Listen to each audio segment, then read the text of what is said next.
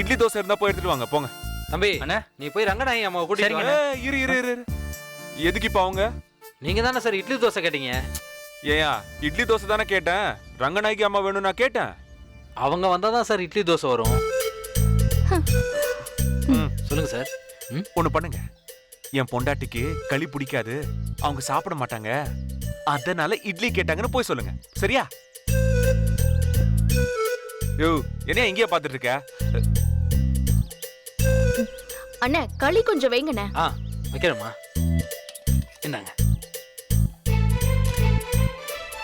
அண்ணா குழம்பு. ஏங்க ஏன் கொஞ்சம் கொஞ்சம் வைக்கிறீங்க? நல்லா அப்படியே அள்ளி வைங்க. சார் அதிகம் சாப்பிடக்கூடாது சார், ரத்தம் சுண்டிடும். அதெல்லாம் ஒண்ணும் ஆகாது, வைங்க. நீங்களும் சாப்பிடுங்க சார், உடம்புக்கு நல்லது.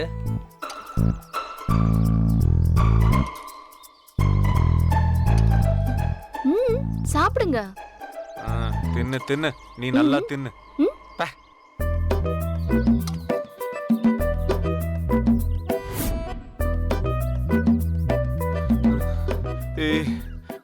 எப்படிரா சாப்பிடுறீங்க? இவ கூட ரசிச்சு சாப்பிடுறாளே. சாப்பிடலையா? தோ சாப்பிடுங்க. சாப்பிடுறேன்.